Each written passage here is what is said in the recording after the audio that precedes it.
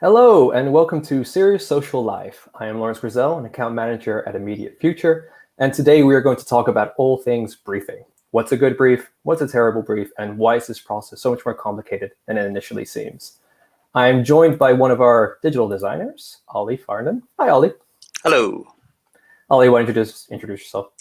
I'm one of two digital designers that we have at Immediate Future. So we're able to get hands-on on all client stuff, which is great, and most of the internal stuff. Most of it, all of it. What am I saying?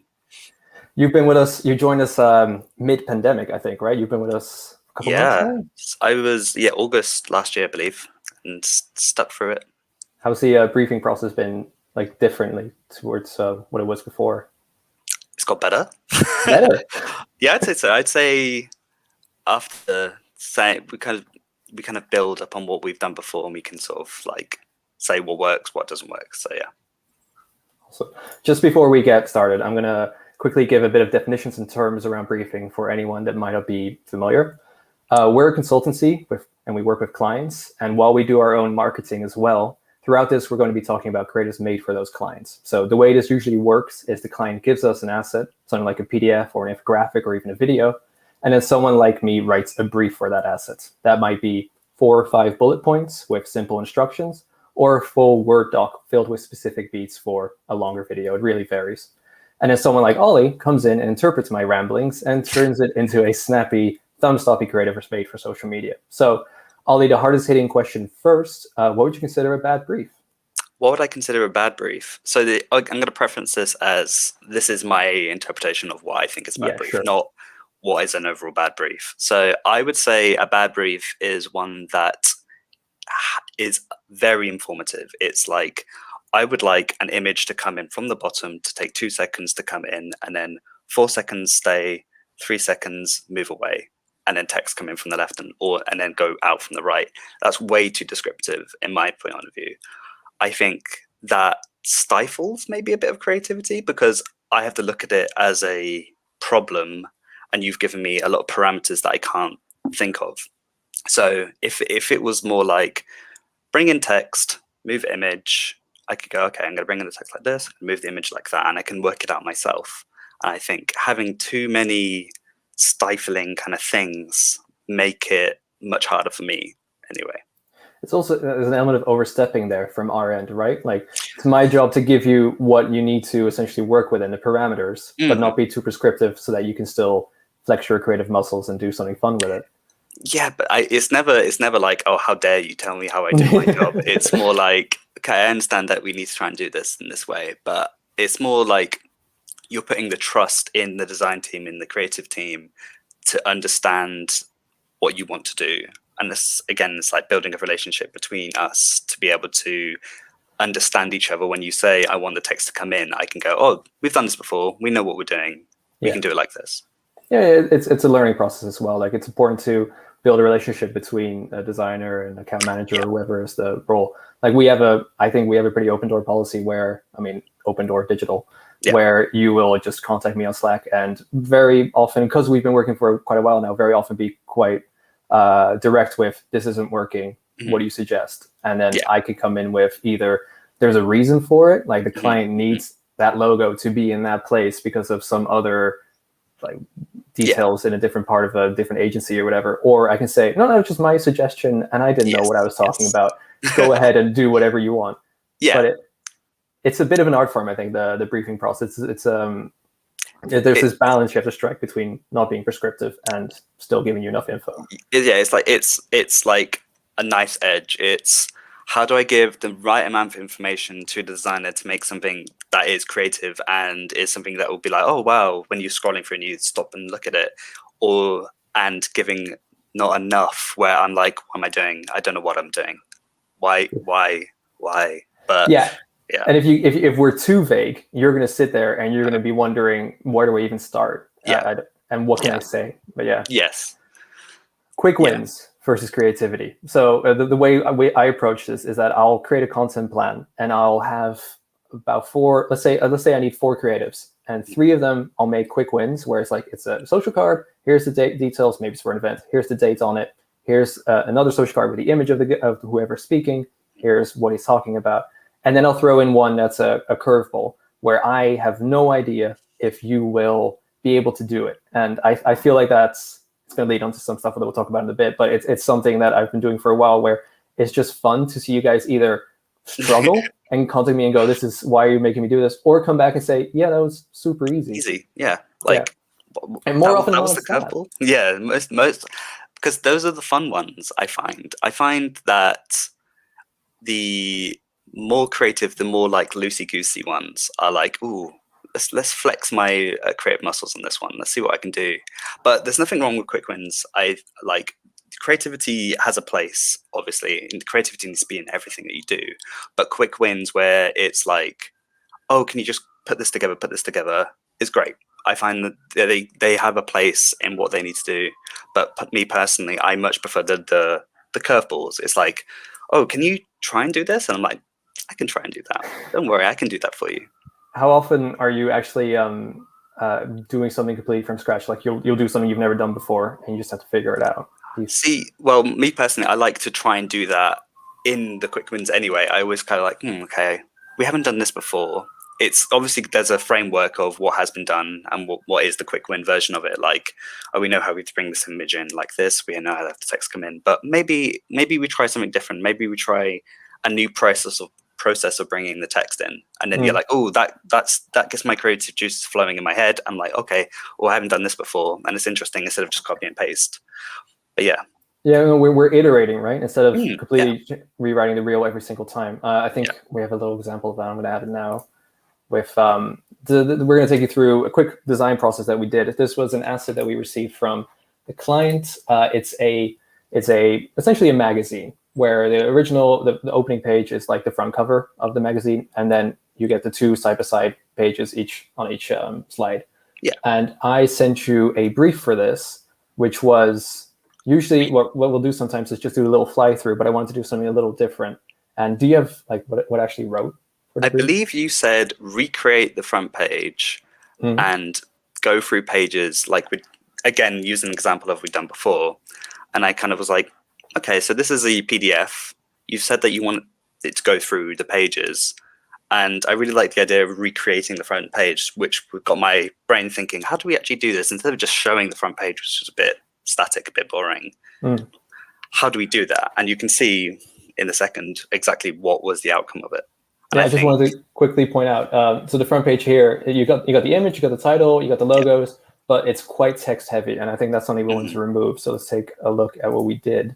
Yes. Let me know if it loads. It is. I can see it. It's great.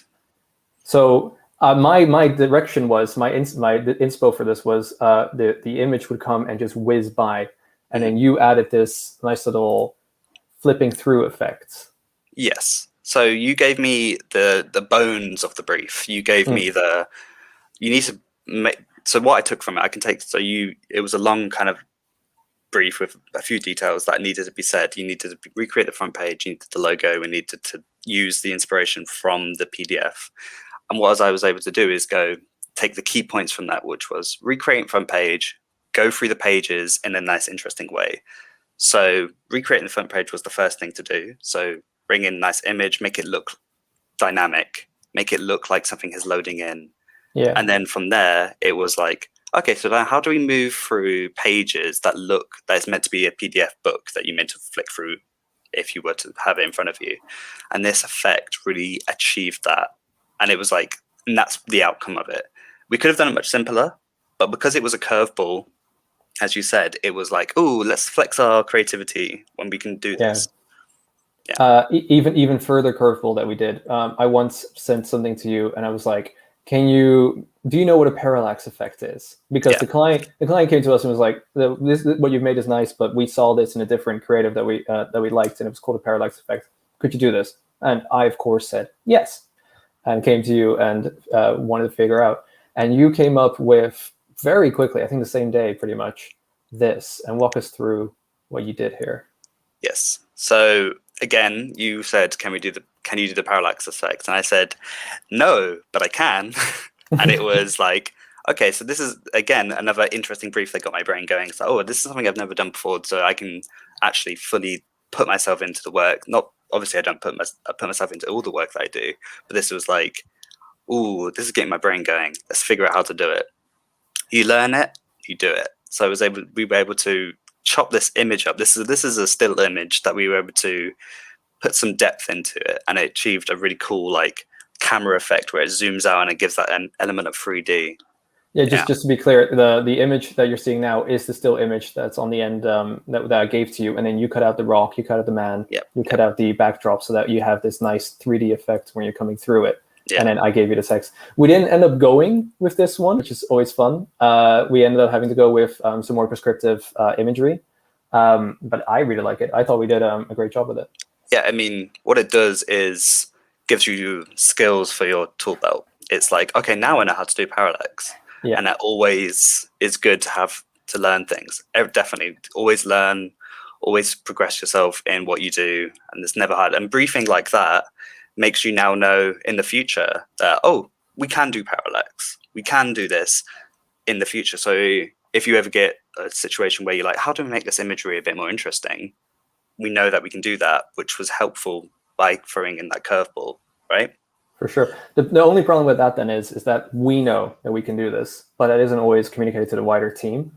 Mm-hmm. We do have a Slack channel specifically for design and raising design ideas, but what I find more often than not is that creative idea will come up on the Slack channel, and there's like a hierarchy of most important things on Slack that I go to, which is first and foremost the client side questions, well, DMs, and client side questions, then the general announcements for everything, and then design with inspo and stuff and scheduling requests.